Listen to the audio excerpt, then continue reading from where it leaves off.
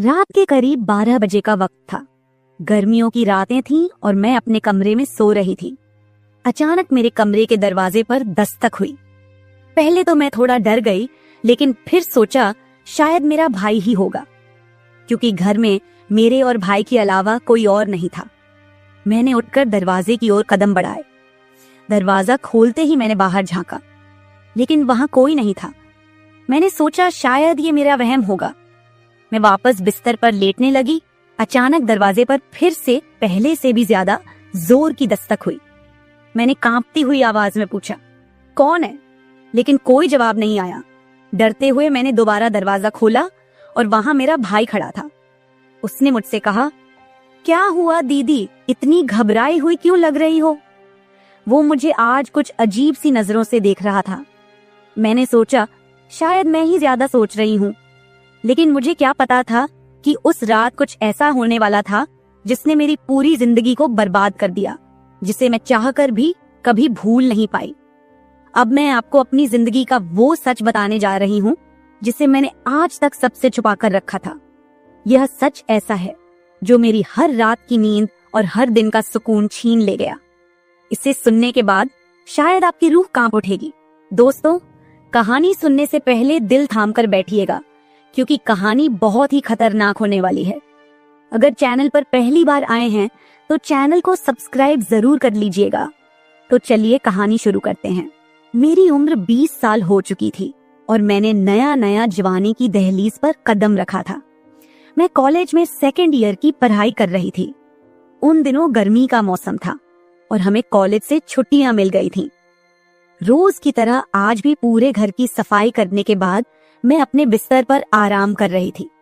थकान से चूर होकर ऐसा लग रहा था जैसे पूरा बदन अकड़ गया हो। मैं अपने बिस्तर पर लेटकर सुकून पाने की कोशिश कर रही थी और हाथों से अपने सिर की मसाज कर रही थी। अचानक मेरा भाई राहुल मेरे कमरे में आया और दरवाजा बंद करके कहने लगा, क्या हुआ दीदी, तबीयत तो ठीक है? मैंने कहा, क्या भाई, मम्मी सारा काम मेरे सर पर डालकर चली जाती हैं। कॉलेज की छुट्टियां क्या हुई, सारे घर की जिम्मेदारी मुझ पर आ गई है। ऊपर से काम वाली बाई भी छुट्टी पर है। मुझसे नहीं होते ये घर के काम।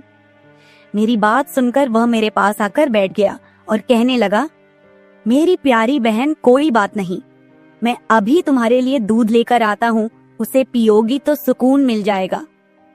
राहुल की बात सुनकर मैं मुस्कुरा दी और कहा, बस तुम खाना बाहर से ले आना, मैं थोड़ी देर सोऊंगी तो मेरी तबीयत कुछ बेहतर हो जाएगी। राहुल कमरे से निकल गया। कुछ देर बाद ठंडे दूध के गिलास के साथ वह वापस आया। मुझे उस पर बहुत प्यार आया। दुनिया में बहुत कम ही ऐसे भाई होते हैं जो अपनी बहनों का इतना ख्याल रखते हैं। मैं उसे ढेर सारा आशीर्वाद देने लगी और उसका लाया हुआ दूध पीने लगी। दूध पीने के बाद मैं अपने बिस्तर पर लेट गई। राहुल कहने लगा, चलो दीदी, मैं तुम्हारा सिर दबा देता हूँ, तुम सो जाओ। वह मेरे पास बैठ गया और अपने हाथों से मेरा सिर दबाने लगा। उसके हाथों से मुझे सुकून मिलने लगा और मेरे सर का दर्द भी कम हो गया था। मैं आंखें मूंद कर लेट गई और कुछ ही देर में मैं गहरी नींद सो गई। मुझे कोई भी होश नहीं था कि मैं कितने घंटे तक सोती रही। जब मेरी आंख खुली तो मैंने घड़ी पर टाइम देखा। रात के 9 बज चुके थे। शायद थकावट की वजह से मुझे वक्त का एहसास ही ना हुआ। मम्मी और पापा भी ऑफिस से वापस आ चुके थे। मुझे कुछ भी समझ नहीं आ रहा था और मेरा पूरा शरीर दर्द कर रहा था। मैं बिस्तर से उठकर बाथरूम जाने लगी। तभी मुझे चक्कर आ गए। मुझे ऐसा लग रहा था जैसे सब कुछ घूम रहा हो और अगर दीवार का सहारा नहीं लिया होता तो शायद गिर जाती। खुद को संभालते हुए मैं फ्रेश होकर बाहर आई। देखा कि सभी खाने के टेबल पर बैठे हुए थे और मेरे आने का इंतजार कर रहे थे। मैं जाकर आराम के साथ कुर्सी पर बैठ गई। मेरी हालत काफी खराब हो चुकी थी और थकावट से मेरा पूरा बदन दर्द कर रहा था। राहुल ने देखा कि मैं थकी हुई हूँ तो तुरंत मम्मी से कहने लगा, मम्मी देखिए, अंजलि दीदी पर काम का बोझ थोड़ा कम डाला करे। अरे, अगर काम वाली नहीं आ रही तो उसकी जगह किसी और को रख ले। यह बेचारी सारा दिन काम करके थक जाती है। देखें तो इसकी रंगत भी पीली पड़ चुकी है। वाकई में मेरी हालत दिन ब दिन खराब होती जा रही थी। मम्मी और पापा दोनों ही काम करते थे, क्योंकि सिर्फ पापा की जॉब से घर का खर्चा चलना मुश्किल था। साथ ही हमारी पढ़ाई का खर्च भी काफी था, इसलिए मम्मी भी उसी कंपनी में काम करती थी जहां पापा। हम दोनों भाई बहन कॉलेज जाते थे, लेकिन गर्मी के मौसम में छुट्टियां होने की वजह से घर पर ही थे। मैंने एक बात नोटिस की थी कि पिछले कुछ हफ्तों से राहुल मेरे कुछ ज्यादा ही करीब होने लगा था। जब से मुझे कॉलेज से छुट्टियां मिली थीं, तब से वह मेरा कुछ ज्यादा ही ख्याल रखने लगा था। अगर मैं घर का कोई काम करती तो वह आकर मदद करने लगता। कभी कभी काम करते वक्त मुझे थकावट महसूस होती तो वह मुझे आराम से बिठाकर मेरा सिर दबा देता। जब मैं उसे मना करती तो वह हंसते हुए कहता, नहीं दीदी, तुम बहुत काम करती हो, अब मेरा हक बनता है कि तुम्हें सुकून दो। मैं उसे रोक नहीं पाती और चुपचाप लेटी रहती। लेकिन एक रात जो हुआ, उससे मेरे होश उड़ गए थे। क्या राहुल कभी ऐसा कर सकता था? मैं अपने कमरे में सो रही थी। आधी रात के करीब मुझे महसूस हुआ कि जैसे कोई मेरे कमरे में आकर खड़ा हो गया हो। धीरे धीरे वह बिस्तर के पास आ रहा हो और मैं सोते हुए भी महसूस कर सकती थी कि कुछ अजीब हो रहा है। मुझे तुरंत झटका सा लगा और मैंने आंखें खोल दी। कमरा पूरी तरह से अंधेरे में डूबा हुआ था और जब मैंने उठकर देखा तो अंदर कोई नहीं था। बस कमरे का दरवाजा थोड़ा सा खुला हुआ था और मुझे याद था कि मैं हमेशा सोने से पहले दरवाजा बंद करके सोती थी। तो फिर वह कैसे खुला था? मैं चुपचाप उठकर दरवाजे को लॉक करने लगी। फिर से बिस्तर पर जाकर सोने की कोशिश की, लेकिन जैसे ही मेरी आंखें बंद हुईं, मुझे फिर से कुछ कदमों की आहट सुनाई दी, जैसे कोई बिस्तर के पास आकर बैठा हो। और फिर मुझे लगा जैसे कोई मेरे पास आकर अपना हाथ बढ़ा रहा हो। मैंने पलटकर देखा, लेकिन कोई नहीं था। मेरी धड़कन तेज हो गई थी और मुझे घबराहट होने लगी थी। मैंने घबराते हुए कमरे की लाइट ऑन की और दरवाजा खोलकर बाहर झांका, लेकिन वहां कोई नहीं था। आज से पहले ऐसा कभी नहीं हुआ था जो अब हो रहा था। मुझे प्यास लगी तो मैं कमरे का दरवाजा खोलकर बाहर निकली। उसी वक्त राहुल भी अपने कमरे से बाहर निकला। मुझे देखकर उसने पूछा, क्या बात है, आप अभी तक जाग रही हैं? मैंने जवाब दिया, कुछ नहीं, बस ऐसा महसूस हुआ जैसे कमरे में कोई मौजूद हो। पानी पीकर मैं दोबारा कमरे में आई और पीछे पीछे वह भी आ गया। उसने कहा, आपको डरने की जरूरत नहीं है। अगर आपको डर लग रहा है तो मैं आपके पास सो जाता हूँ। मैंने उसे मना किया, नहीं, तुम्हें परेशान होने की जरूरत नहीं है, जाओ और आराम करो। लेकिन वह जिद करने लगा कि मैं आपको अकेला किसी भी हाल में नहीं छोड़ सकता। आपकी तबीयत खराब हो सकती है, मैं आपको तकलीफ में नहीं देख सकता। आप सो जाएं, मैं यही सो जाता हूँ। आखिरकार उसकी जिद के आगे मुझे झुकना पड़ा। मैं बिस्तर पर लेट गई और उसने भी सोफे पर तकिया रखा और मेरे पास में ही सो गया। लेकिन उस रात मुझे ऐसा महसूस हुआ जैसे कोई मेरी ओर काफी देर तक ध्यान से देखता रहा हो। उसने मेरे बालों को सहलाया, मेरे चेहरे पर उंगलियां फेरी और मैं सो रही थी। अगली सुबह जब मैं उठी तो मेरा मूड बड़ा अजीब था, लेकिन जब मैंने अपने आप पर गौर किया तो मैं हैरान रह गई। शुक्र था कि मैंने अपने आप को दुपट्टे से ढक रखा था। मेरी कमीज बेतरतीब हो चुकी थी। मुझे हैरत हुई क्योंकि आज से पहले मैं कभी इस तरह आराम से नहीं सोई थी। आज मैं बहुत खुश महसूस कर रही थी, न जाने क्या वजह थी। मैंने अपने भाई की तरफ देखा तो वह भी बहुत खुश था। मैंने उसको पूछा, तुम आज इतने खुश क्यों हो? तो कहने लगा, जिसको आप जैसी बहन मिल जाए वो क्यों ना खुश हो। घर के सारे काम निपटाकर जब मैं बैठी तो राहुल तेल लेकर मेरे पास आ गया।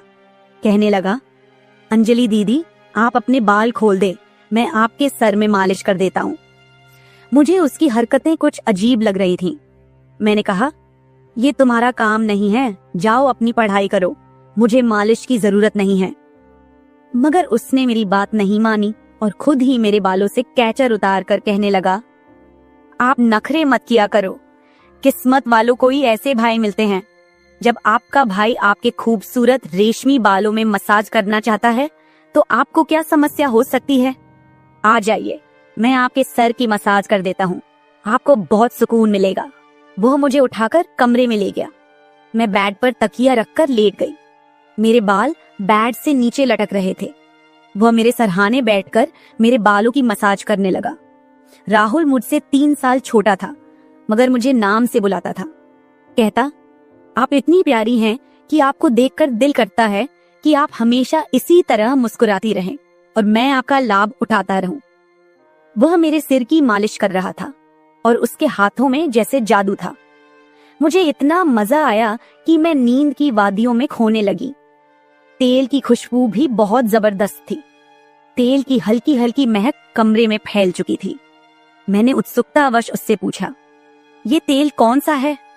उसने मुस्कुराते हुए जवाब दिया, ये एक खास तेल है जो आपकी सुंदर जुल्फों को और भी चमकदार बनाएगा। आपके बालों की खास देखभाल के लिए ही लाया हूँ। उसकी बातें मुझे बहुत अजीब सी लग रही थी। मैं समझ नहीं पाती थी कि वह किस तरीके से बात कर रहा है। मालिश के दौरान कब मुझे नींद आ गई, पता ही नहीं चला। कुछ समय बाद जब मेरी आंख खुली तो मेरे पूरे बदन में भारीपन महसूस हो रहा था। ऐसा लगा रहा था जैसे किसी ने मुझ पर बहुत ज्यादा वजन रख दिया हो। मेरी टांगों और हाथों में अजीब सा दर्द था, मानो घंटों तक मैं किसी भारी बोझ के नीचे रही हूं। पूरे बदन में दर्द सरायत कर रहा था। मैं धीरे धीरे उठकर बैठी और चारों तरफ नजर दौड़ाई। मेरे कपड़े हल्के हल्के गीले हो गए थे और पंखा भी बंद था। कमरे में गर्मी का एहसास हो रहा था। मैंने चक्कर खाती हालत में बेड से नीचे कदम रखा, मगर पैरों में जैसे जान नहीं थी। मैंने अपने भाई को देखा जो शांत और सामान्य नजर आ रहा था। लेकिन यह सब क्या हो रहा था? मुझे समझ नहीं आ रहा था कि आखिरकार ऐसा क्यों हो रहा है। बड़ी मुश्किल से खुद को घसीटते हुए मैं बाथरूम पहुंची और फ्रेश होकर आई। आईने में अपनी हालत देखी तो ऐसा लगा जैसे मैं पूरी रात सोने की बजाय किसी मेहनत वाले काम में जुटी रही हूं। जब मैं कमरे से बाहर निकली तो मुझे हल्की हल्की फुसफुसाने की आवाजें सुनाई दी। ऐसा लगा जैसे कोई किसी से बातचीत कर रहा हो। घर में मेरे और राहुल के अलावा कोई नहीं था। फिर वह किससे बात कर रहा था? प्यास लगने के कारण मैं पहले किचन में पानी पीने गई, लेकिन तब तक आवाजें आनी बंद हो चुकी थीं। जैसे ही मैं किचन के दरवाजे के पास पहुंची, राहुल बैठक से बाहर निकलता दिखा। उसके हाथों में कई नोटों के बंडल थे और उसके चेहरे पर एक अजीब सी मुस्कान थी। मेरे माथे पर बल पड़ गए। उसने जैसे ही मुझे देखा चौंक गया। कहने लगा, दीदी आप उठ गईं। मैंने बिना जवाब दिए धीरे धीरे उसके करीब जाकर पूछा, ये पैसे कहां से आए? वह हड़बड़ा गया और तुरंत उन्हें अपनी जेब में डालने की कोशिश करने लगा। मैंने उसका हाथ पकड़कर उन पैसों को बाहर निकाला और सख्ती से पूछा, सच सच बताओ, इतने पैसे तुम्हारे पास कैसे आए? वह घबरा गया और कहने लगा, प्लीज पापा को मत बताना। ये पैसे पापा के एक दोस्त ने पुराने कर्ज के रूप में लौटाए हैं। मैंने सोचा था कि इनसे मोबाइल खरीद लूंगा। उसकी बात सुनकर मेरा गुस्सा 7वें आसमान पर पहुंच गया। मैंने उसे डांटते हुए कहा, क्या तुम्हें घर की हालत का जरा भी अंदाजा नहीं है? मम्मी पापा दोनों इतनी मेहनत कर रहे हैं और तुम इन पैसों से मोबाइल खरीदने की सोच रहे हो। उसने शर्मिंदा होकर पैसे मुझे थमा दिए। मैंने वो पैसे रात को पापा को दे दिए। उस रात राहुल ने मुझसे एक भी बात नहीं की और जल्दी सोने चला गया। मैं अगले दिन किचन में काम कर रही थी जब राहुल अपने दोस्तों के साथ घर में दाखिल हुआ। मैं जितनी हैरान होती उतना ही कम था, क्योंकि वह अपने दोस्तों को सीधा लाउंज में ही ले आया था। उस वक्त मैं दुपट्टा उतारकर बर्तन साफ कर रही थी। जब वह सब हंसते हुए अंदर आए, मैंने तुरंत दुपट्टा ऊपर लिया और फिर राहुल को समझाने लगी कि यह क्या तरीका है? तुम जानते हो इस वक्त मम्मी पापा घर नहीं हैं, फिर भी इन लोगों को घर ले आए हो। राहुल मुस्कुराते हुए बोला, दीदी ये घर मेरा भी है और आपको कोई दिक्कत नहीं होनी चाहिए। वैसे भी ये मेरे खास दोस्त हैं, आप उनके लिए खाना बना दें। वह मुझसे काफी नाराज हो चुका था, मगर अब मैं क्या करती? खाना तो बनाना जरूरी था। मैंने मजबूर होकर खाना तैयार किया और टेबल पर लगा दिया। मैंने गौर किया कि उसके दोस्त बार बार मुझे घूर कर देख रहे थे। वे सभी राहुल की उम्र से बड़े थे और अजीब तरीके से घूर रहे थे, जैसे कच्चा ही खा जाएंगे। मैं तुरंत अपने कमरे में चली गई और दरवाजा बंद कर लिया।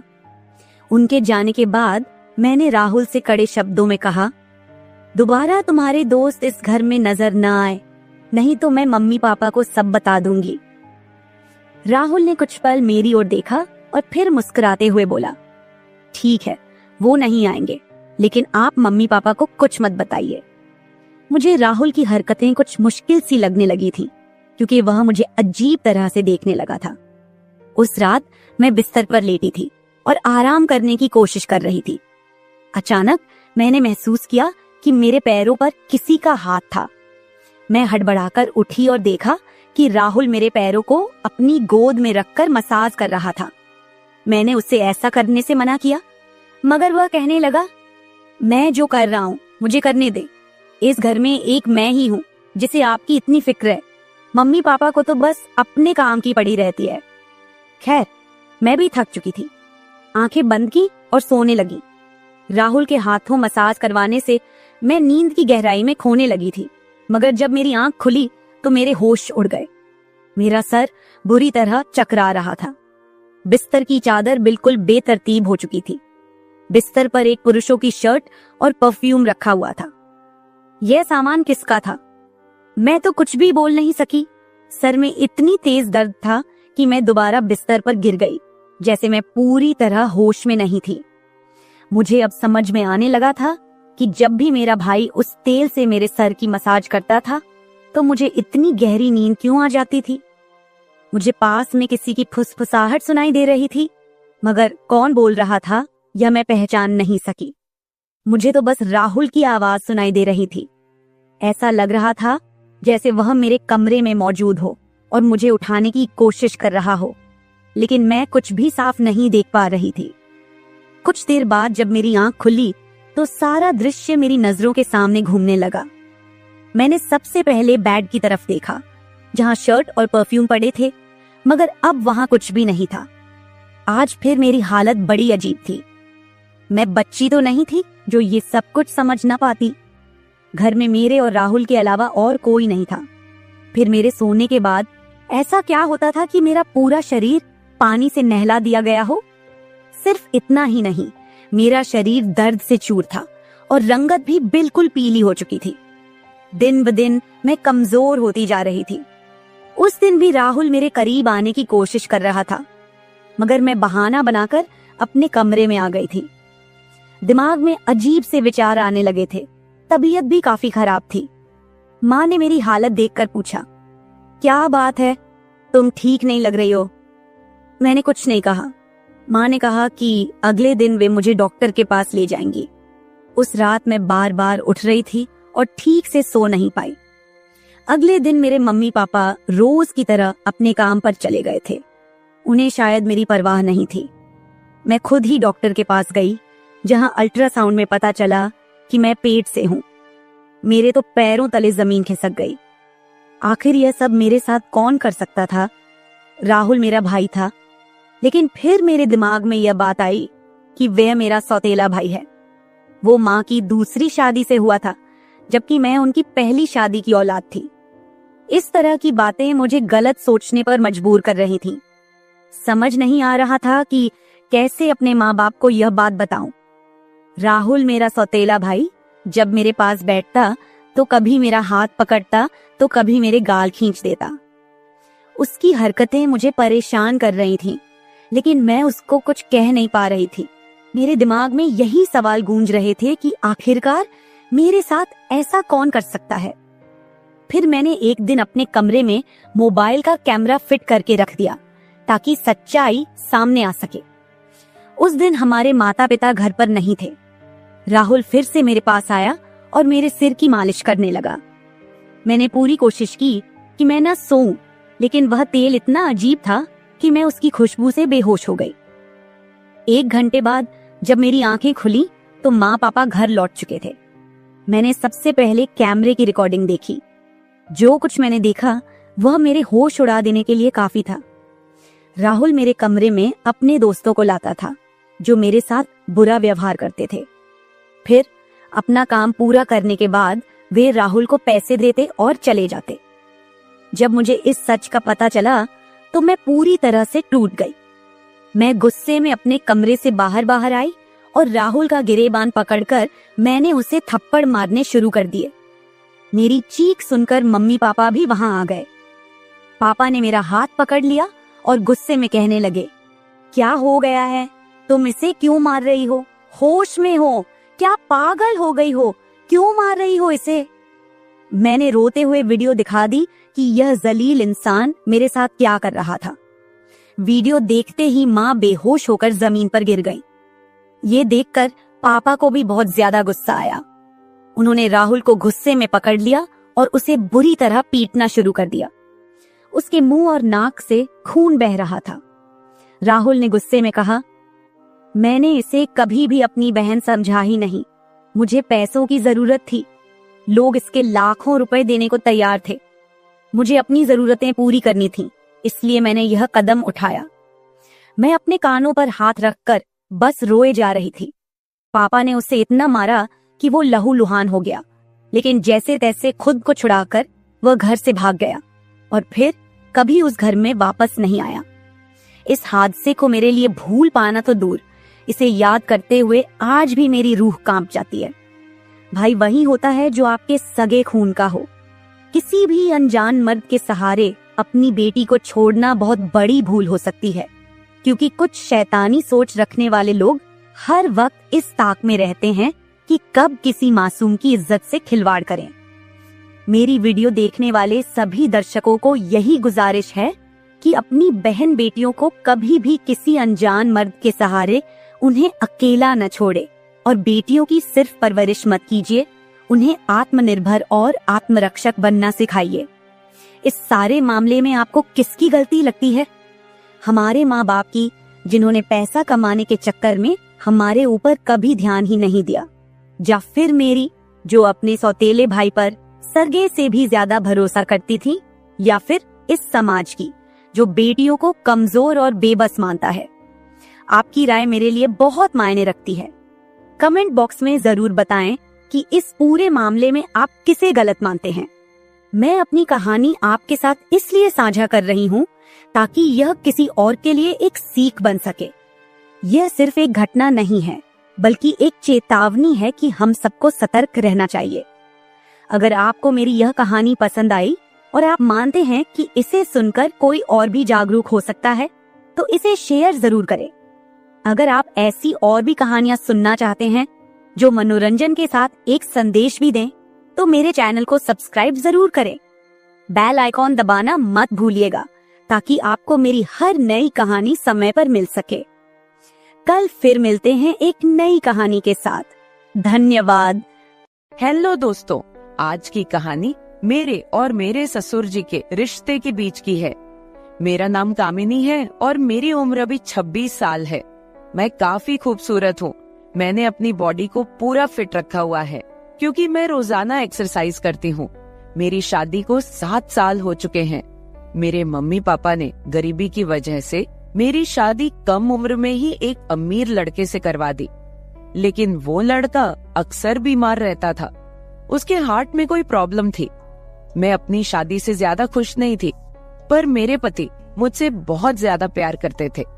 अब मेरी शादी को 2 साल हो चुके थे, लेकिन अभी तक कोई भी बच्चा नहीं हुआ था। हमारे घर में मैं, मेरे पति और ससुर जी थे। हम तीनों ही बहुत प्यार से रहते थे।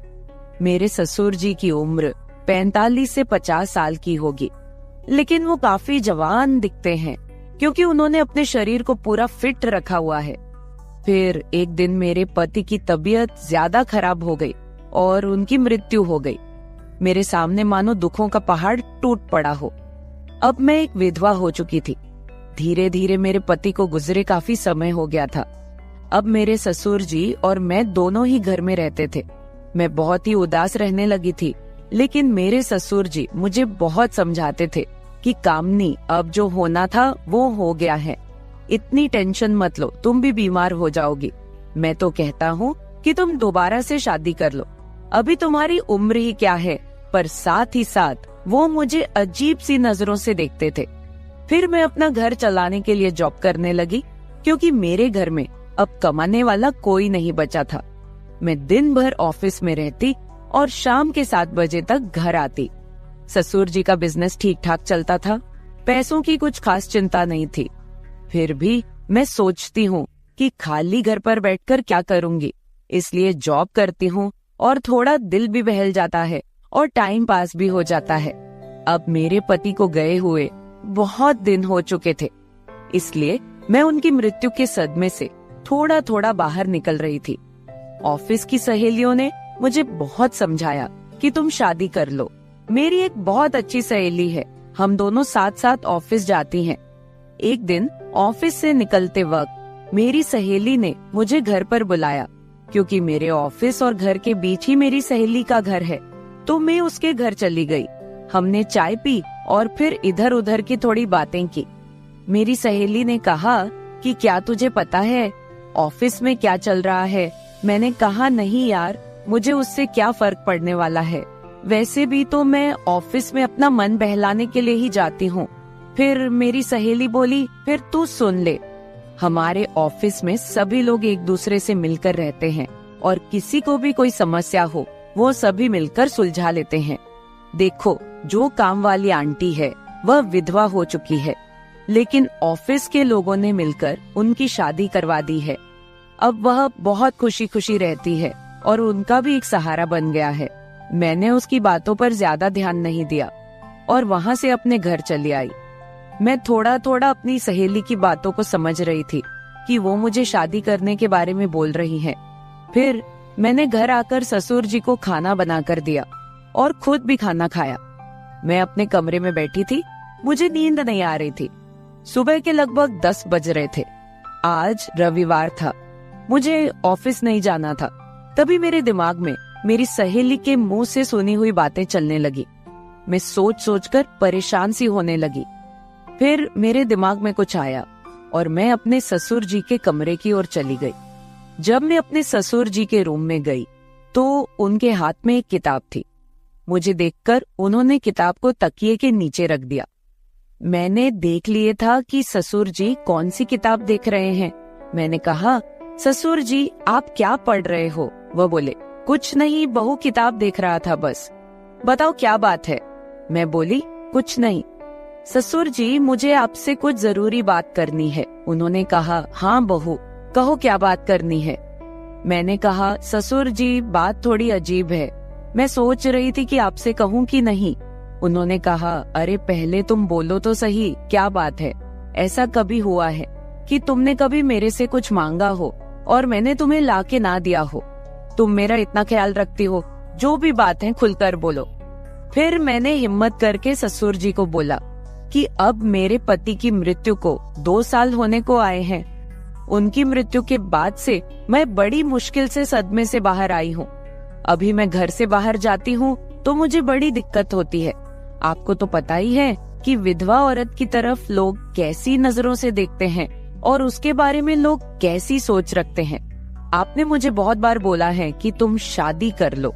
मैं चाहती हूँ कि आप मेरे लिए एक पति की खोज करो, क्योंकि अकेले मेरी जिंदगी मुझसे नहीं निकाली जा रही। मैं भी चाहती हूँ कि मेरा भी कोई जीवन साथी हो जो मेरे सुख दुख की बात करे और मुझे बहुत ज्यादा प्यार करे। आपको पता है, एक औरत की कई जरूरतें होती हैं जो सिर्फ पति ही पूरी कर सकता है। बाकी आपको पता ही है कि मेरे माँ बाप तो इतने गरीब हैं कि उन्होंने पता नहीं एक बार मेरी शादी कैसे कर्ज उठाकर की है। मैं अब उनको कोई तकलीफ नहीं देना चाहती। अब मेरे लिए तो आप ही सब कुछ हो। मैं बड़ी हिम्मत करके आपसे ये बात कह रही हूँ। मुझे विश्वास है कि आप मेरे लिए कुछ अच्छा ही करोगे। उसके बाद ससुर जी ने मुझे अपने पास बैठा लिया और मेरे साथ कुछ बातें करने लगे और मेरे सुख दुख को बांटने लगे। फिर ससुर जी मुझसे बोले, बहू, जिस चीज की तलाश तुम बाहर से कर रही हो वो चीज तुमको घर में ही मिल सकती है। अगर तुम चाहो तो मैं तुम्हारी सभी जरूरतों को पूरा कर सकता हूँ। ससुर जी की बात सुनकर तो मेरे होश ही उड़ गए। मैंने बोला, ससुर जी, मैं तो आपकी बेटी सामान हूँ, आप ये सब कैसे सोच सकते हैं? ससुर जी बोले, देखो बहू, तुम्हें पता है तुम्हारी सासू माँ की मृत्यु के बाद से मैं अकेला ही जिंदगी बीता रहा हूँ। और जब से तुम्हारे पति की मृत्यु हुई है तुम भी अकेले जिंदगी बिता रही हो।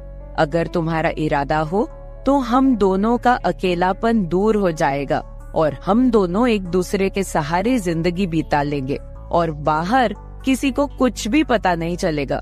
बाकी मेरे जाने के बाद ये सारी प्रॉपर्टी भी तो तुम्हारी ही है और इस प्रॉपर्टी को संभालने वाला भी तो कोई चाहिए। बाकी लोगों की टेंशन मत लो, वो तो जब तुम विधवा की जिंदगी जी रही हो तब भी बातें करते थे और अब भी बातें करेंगे।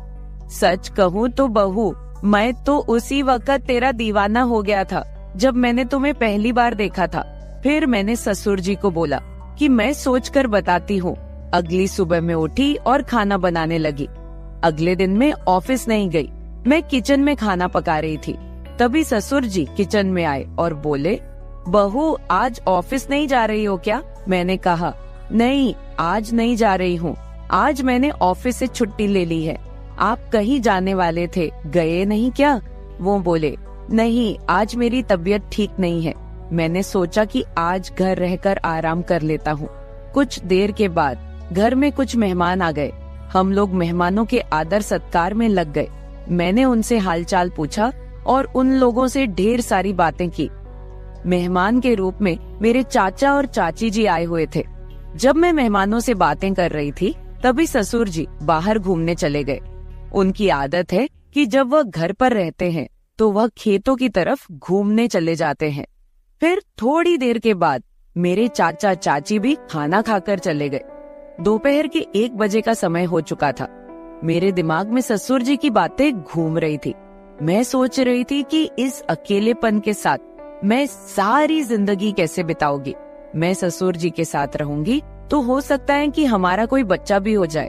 और ससुर जी की बात सही है, उनके जाने के बाद उनकी सारी प्रॉपर्टी भी तो मेरी ही है। मुझे ससुर जी की बातें काफी हद तक सही लग रही थी। फिर मैंने ससुर जी को कॉल किया और बोली, ससुर जी खाना तैयार हो गया है, आकर खाना खा लीजिए। इस पर वह बोले, मैं अभी बाहर हूँ और मुझे थोड़ा टाइम लगेगा। मैंने कहा ठीक है, मैं जरा बाहर जा रही हूँ तो देर शाम तक वापस आऊंगी, क्योंकि मैंने मार्केट शॉपिंग करने के लिए जाना था।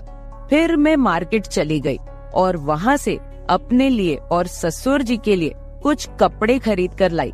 जब मैं घर पहुँची तो शाम के 7 बज चुके थे। ससुर जी अपने कमरे में सो रहे थे।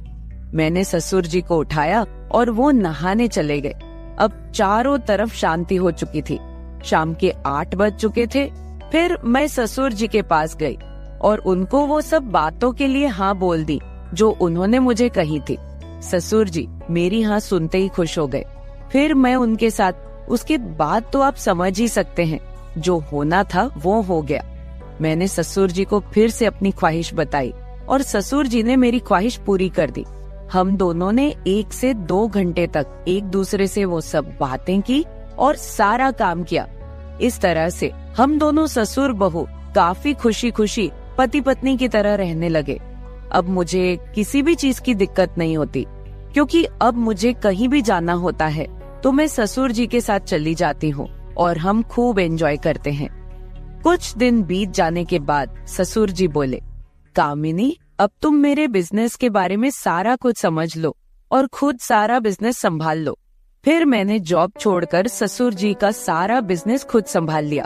अब हम दोनों पति पत्नी के जैसे रहने लगे हैं। मैं ससुर जी की हर बात का ख्याल रखती हूँ और वो भी मेरी हर बात का ख्याल रखते हैं। कुछ देर के बाद हमारे घर बच्चा भी हो गया और हमारी जिंदगी काफी अच्छे से चल रही है, क्योंकि ससुर जी ने मेरी हर कमी को पूरा कर दिया है। हमें दुनिया की कोई परवाह नहीं है, कोई कुछ भी बोले, हम लोग अपने घर खुश हैं। तो मेरे प्यारे दोस्तों, अगर आप लोगों को मेरी ये कहानी पसंद आई हो तो चैनल को सब्सक्राइब जरूर कर ले और बेल नोटिफिकेशन ऑन कर ले। एक प्यारा सा कमेंट करके बताएं कि आपको मेरी स्टोरी कैसी लगी। कल मिलेंगे एक और वीडियो के साथ। धन्यवाद।